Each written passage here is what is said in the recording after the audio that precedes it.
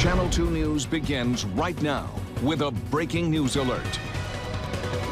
That breaking news coming to us from San Antonio, where the man accused of killing a police officer just spoke with reporters. His first words, an apology to the officer's family. This is just the most recent development in a case that has made national headlines. We have also learned through a one-on-one interview with the San Antonio police chief that Detective Benjamin Marconi was stalked before that shooting. His accused killer, Otis McCain, was arrested today on Interstate 10 in San Antonio. There is a Houston connection. The car he was in is registered to a woman here in the Houston area. Channel 2 investigator Bill Spencer is monitoring every development in San Antonio right now. He's joining us live. Bill, this man had plenty to say just minutes ago, did he not? That's right, Bill. His name, Otis Tyrone McCain, and he was paraded in front of the media just a few minutes ago. He talked about some kind of a custody fight over his son. He talked about wanting to get his son back from authorities and how this need to get his son back led him to take revenge on an innocent man. Let's listen to what he had to say right now. What was your motive? Why did you do it? He didn't want to say it. Why don't you speak up? Stop killing him. How did he kill the cop? I just want to see my son. You're what? I just want to see my son. What were you upset about, sir? Society not letting me see my son. I lashed out at somebody that didn't deserve it. Did you know Officer Marconi? No, sir. What were you doing down here on Sunday? What was his fault that you wouldn't want to see his son? I've been through several custody battles, and I was upset at the situation I was in. I lashed out at somebody that didn't deserve it. Do you have anything to say to his family? I'm sorry. Now, that was just moments ago. The arrest of this man comes just 30 hours after the murder of Detective Marconi. How did this happen so fast? Detectives tell me it was sheer hard work, relentless work. These men working throughout the night without taking a break to bring in a killer. I just want to see my son. For the San Antonio Police Department, this is the face of pure evil. The face of the man accused of cold-bloodedly ambushing veteran police detective Benjamin Marconi inside his patrol car Sunday morning, shooting him twice in the head as the officer sat there helplessly. We arrested 31-year-old Otis Tyrone McCain, a person we believe is responsible for the cold and calculated murder of Detective Marconi. McCain was arrested by members of the SA Police SWAT team after he was stopped on I-10 and FM 1560, driving inside this white car with a 1- and a 2-year-old child. Arrested without a struggle, the police chief revealed to Channel 2 Investigates tonight.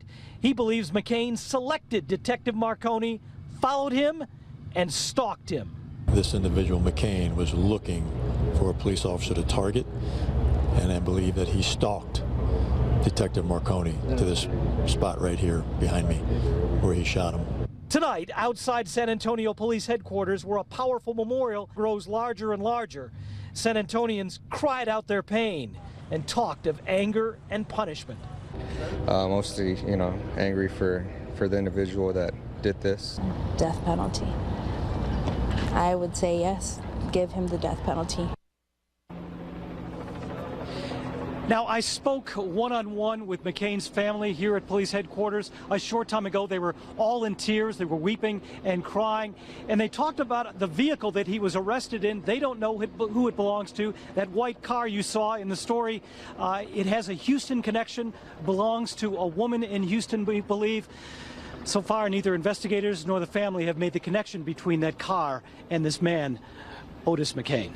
Reporting live in San Antonio, Bill Spencer, KPRC, Channel 2 News. Very good work, Bill. Thank you, sir. Our coverage of this story extends to our website, click2houston.com. You'll find the latest information and video right on our homepage. We have breaking news now from the Texans game in Mexico City. Somebody has been shining a green laser at Houston quarterback Brock Osweiler. These are photographs sent to us from a viewer who was at the game. You can see a heavy police presence converging on one part of that stadium as they look for the culprit. Now, the drama did not dampen the spirits of Texans fans who made this trip from Houston to Mexico City to watch their team take on the Oakland Raiders. And that's where we find Channel 2's Sarah Donchi in the middle of all the action. Sarah, interesting night. Yeah, Dominique, definitely interesting. Aside from a few hiccups, the vibe and the energy here at the stadium has been amazing. Everyone we spoke with says they feel privileged just to be here to witness this. Monday Night Football at Estadio Azteca. The place to be, no matter who you cheer for. More than 80,000 fans and the energy to fill an enormous stadium. We are making history. I love my Texans. Texans fans were outnumbered by a rowdy Raider nation, even greeting the Texans with echoing boos. Still, a once-in-a-lifetime experience for Texans fans from Mexico. I was born here, and I've never been here, and this is my first time, and it's so worth it for the Houston Texans. And a sight to behold for those who made the trip from Houston. Everyone's on fire. The whole city is full of Texans jerseys. Everywhere you go, every bar, every nightclub, it's really a lot of it's been a lot of fun.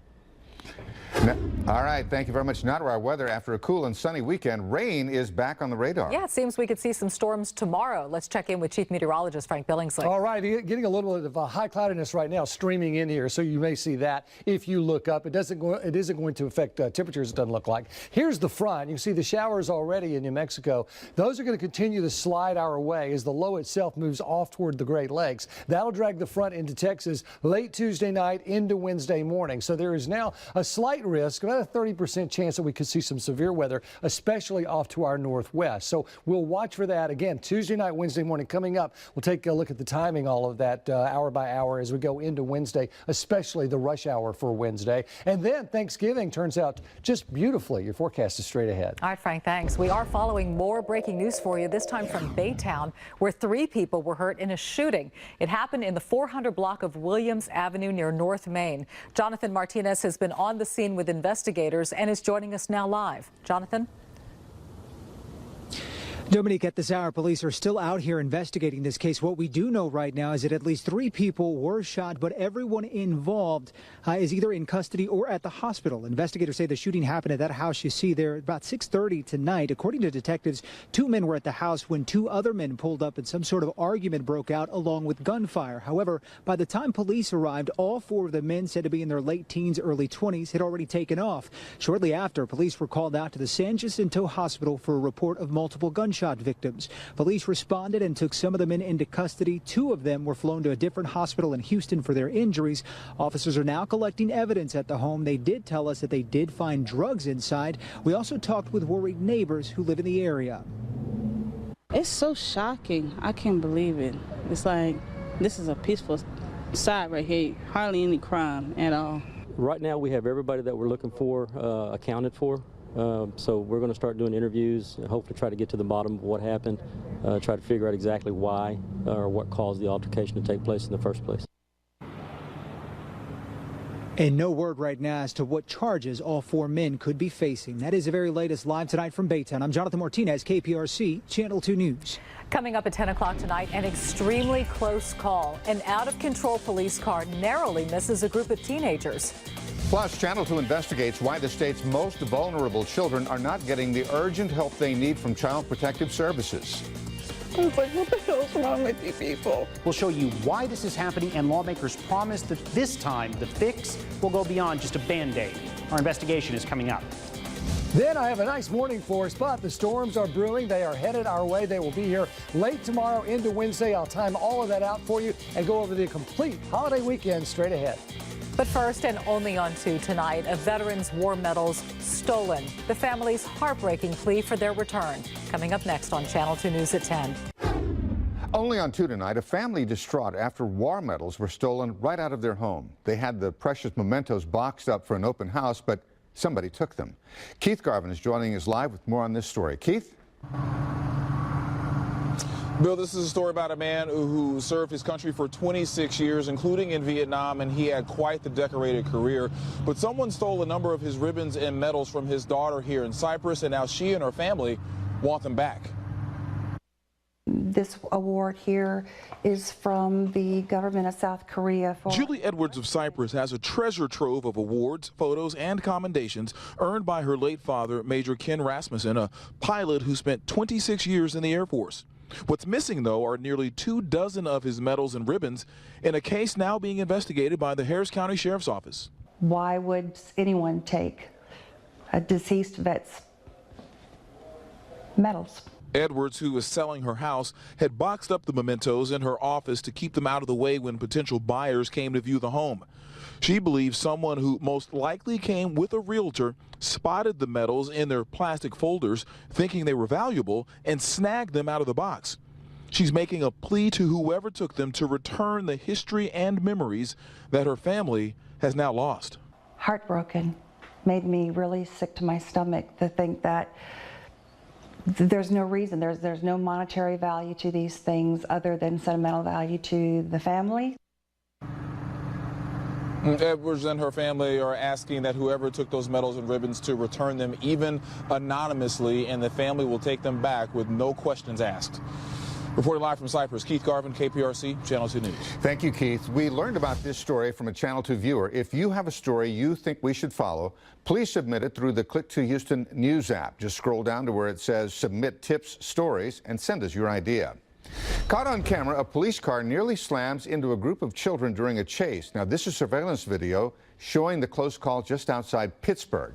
Police were reportedly chasing a stolen car when the vehicle hit one of the vans, and then it caused that to spin out of control right towards the children. Thankfully, the cruiser just missed the group of children. It did hit a parked minivan, sending it rolling forward a few feet. Look at this. Children were not hurt miraculously. The officer did have some minor injuries. The agency that is supposed to protect our state's most vulnerable children is facing a crisis that lawmakers say needs immediate action. Child Protective Services received nearly 275,000 calls for help last year. The number of child abuse and neglect investigations is also up by 10%. At the same time, the agency is losing staff at an alarming rate. Channel 2 Investigates discovered hundreds of children a week across Texas are not getting the urgent help that they need. Investigator Robert Arnold reveals the depths of this growing problem and what the legislature is proposing to fix it. She was a beautiful child. Her name was Leliana Wright. She was 4 years old and needed help. If we had done something sooner, I don't know. Her grandmother, Elisa Clakeley, suspected Leliana was being abused. I called CPS, I called the governor, I called whoever I could. But Clakeley says CPS's response was too slow in reacting to the danger her granddaughter faced. Leliana was found beaten to death in March. I've never seen such a crime of evil in my entire career. Leliana's mother and her boyfriend are charged with felony injury to a child. 2 CPS workers involved in the case were fired. A third resigned. This was a tragedy that should have never happened. Leliana's death earlier this year highlights deep problems within Child Protective Services. I can tell you that children are not being seen. Sheila Hazley should know. She was with CPS for 30 years before retiring in August. Therefore, we don't know what's going to happen to them. Children in the most danger are considered priority 1. The state requires CPS workers to have a face-to-face visit with these children within 24 hours of getting a case. Channel 2 Investigates found between March and November of this year, statewide, an average of 844 priority 1 children were not seen each week. In Harris County, that number is 254. Do you think CPS has the proper number of people to handle the number of abused children and neglected children in this state? Not at this time, no. Part of the problem, every year, 25% of CPS's frontline staff quits, leaving the agency constantly scrambling to fill vacancies. At the state capitol, Why are they quitting? turnover rates I'm trying to figure out where the disconnect is. are a large part of sometimes testy legislative hearings on how to fix CPS. Sir, I've been looking out for the safety of children for a very long time. Retired and current CPS workers attended these hearings too. They say low pay and crushing caseloads create perpetually low morale, leading to high turnover. Kind of poo-pooed and shoved aside year after year has taken its toll. This is a plagued agency. State Representative Garnett Coleman is chair of the County Affairs Committee, which held a series of hearings on this crisis. And the caseloads are not manageable because there are not enough workers. Child welfare experts recommend investigators handle no more than 12 cases at a time. At CPS, the average caseload is 16. In order to do a thorough investigation, you need less cases. Former Texas Ranger Hank Whitman heads the Department of Family and Protective Services. We're losing about four employees a day, so do the math on that. That's CPS's parent agency. He's had the job since April and was blunt with lawmakers. And when caseworkers overwork, mistakes happen. It becomes a numbers game.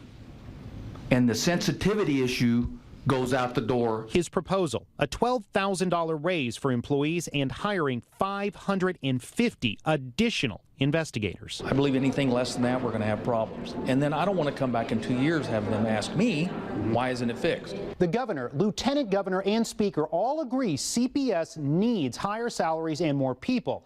However, our sources in Austin tell us the sticking points are exactly how much and how many of both. Until lawmakers resolve those issues, state troopers have been helping CPS track down at-risk children who haven't been seen. Robert Arnold, KPRC, Channel 2 News. We will stay on the story for you.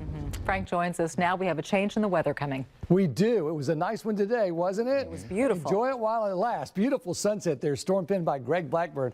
Bolivar. Perfect day in Crystal Beach. Hope you enjoyed it. We are going to see some changes, especially this time tomorrow night and into the overnight. It's fairly quiet right now in Iceland. It's still 9 degrees in Iceland, but it's quiet. 71 outside of there. Southeast winds at 11. Look at it here.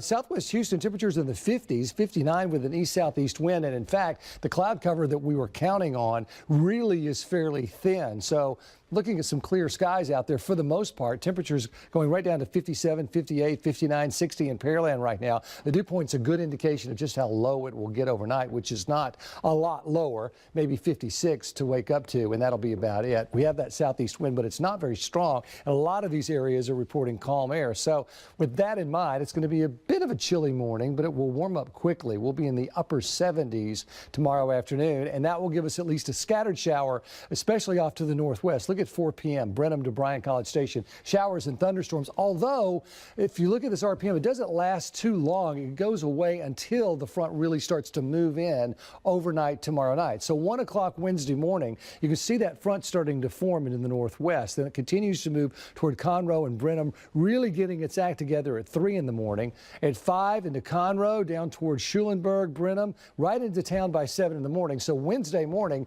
if you are still working on Wednesday, this could be a bit of a rough commute for a lot of us. So we'll keep an eye on that. And then it gets off to the bay by 9. So right now the window looks to be overnight Wednesday, 2 in the morning to about 8 in the morning on Wednesday for these showers and thunderstorms, some of which could be severe. We do have the southeast flow, which is going to continue to juice this system up. The low, the real energy with it is going to move off toward the Great Lakes. If you have any travel on Wednesday, keep that in mind. There's the front.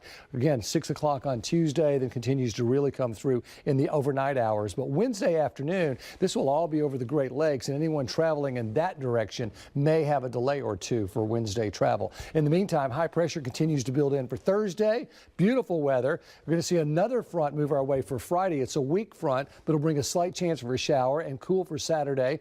Then Sunday we warm back up, and then another front for Monday is on the way. So one after the other. By the way, 60-mile-an-hour winds now with Tropical Storm Otto gusting to 70. It's going to continue to slide right toward Nicaragua, affect Costa Rica with 80-mile-per-hour winds. So that is still on the board. It isn't November 30th that we can have storms even beyond that, but a long hurricane season. 20%, 60% for early morning on Wednesday. Look at all the fronts that come through. There's the one for tomorrow night.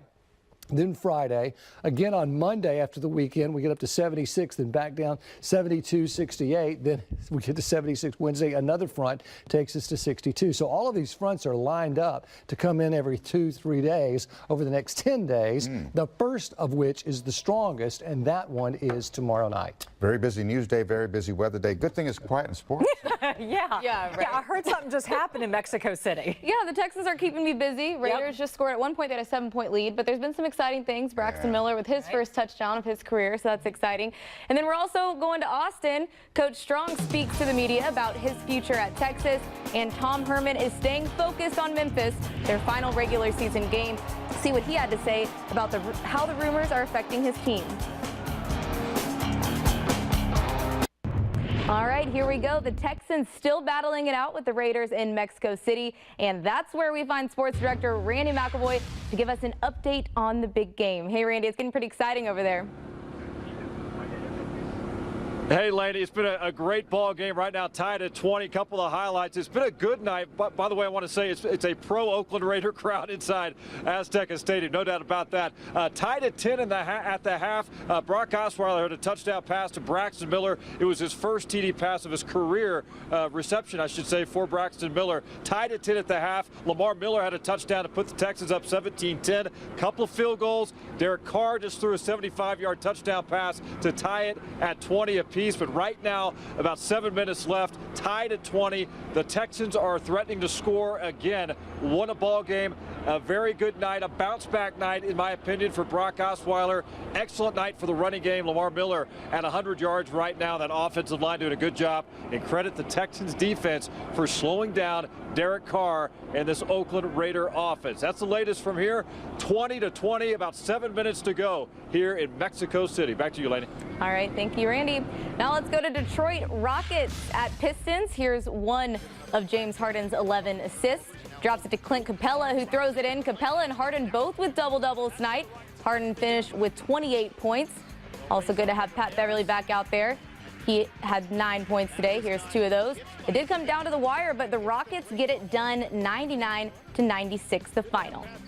A lot of attention surrounding Tom Herman and the Cougars. Rumors swirling about the big chance that Herman could be going to Texas, but he says his only focus is on winning their final game of the season against Memphis.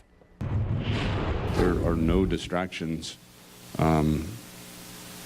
Distractions are only things if you let them be. And right now we don't have any. As for Coach Strong, he had his weekly presser today as well and told the media he hasn't yet been fired, says he will be evaluated after the final game of the season against TCU. I want to come back, and I have a, I look at the job that this staff has done, and I look at the players that they put in place, and I look at just how far we've come. A lot of Houston folks hoping Herman won't go anywhere, but I don't know how you can turn down that job if it does come open. Loyalty? Well, we'll see. Thanks, Laney. Still ahead tonight, imagine paying whatever you want to for your meal. Yeah, the Karma Cafe and its priceless philosophy. Next on Channel 2 News at 10. And just before Fallon tonight, a cafe where the only things missing from the menu are the prices. The owner of Karma Cafe in New Mexico lets customers pay whatever they like with the hopes that they'll pay it forward. He was inspired by a restaurant while traveling in Australia, so he adopted the philosophy of serving food with no set prices. So far, the owner says running the cafe has confirmed his belief that people just want to do good. A long time ago here in Houston, we had an honor system hamburger place called Rosnowski's. Oh, yeah. It worked for a while. And then what happened? And then it didn't And then work it stopped. That's right. Oops. You don't want 35 cents for the hamburger? Well, what's wrong? Well, I'm glad I don't get paid according to whether people like it or not. Oh, you'd be rich. Man. Oh, I don't know about that. This week you'd be rich. Here, maybe. We need some rain. It looks like we're going to get it, especially early morning for Wednesday. We'll time that out a little better as we go into tomorrow, so watch us. Thursday looks beautiful. Thanksgiving, just a gorgeous day. And the weekend does too, but a chance of rain Friday and again on Monday. So sandwiched in between, get it? Yeah, yep. Leftover. Turkey sandwich. The weekend looks pretty terrific. And the next week, another chance or two of rain. So there you go. All right. Can't beat that. Great weekend. Nice Thanksgiving. There you go. All good. We thank you for joining us. The Tonight Show is next. See you again tomorrow. Good night.